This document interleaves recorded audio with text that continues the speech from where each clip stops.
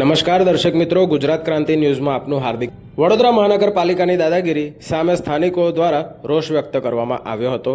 વડોદરા શહેરના બાજવાડા અયોધ્યા ચોક વિસ્તારમાં એક લારીના માલિકે બંધ લારી પોતાના ઘર પાસે એવી જગ્યાએ મૂકી હતી કે કોઈની અવરજવરમાં અડચણ ન થાય.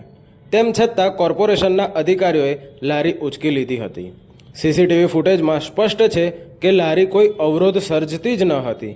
તેમ છતાં કાર્યવાહી થતાં સ્થાનિકોમાં કોર્પોરેશનના અધિકારીઓ સામે ભારે રોષ ફેલાયો છે.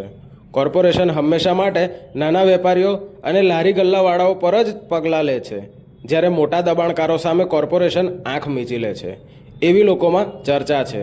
લોકો સવાલ કરી રહ્યા છે કે શું કોર્પોરેશન માત્ર નાના વેપારીઓને જ નિશાન બનાવી રહ્યું છે? આ બેવડા ધોરણને ન્યાય કેવી રીતે કહી શકાય? બ્યુરો રિપોર્ટ, ગુજરાત ક્રાંતિ ન્યૂઝ, વડોદરા.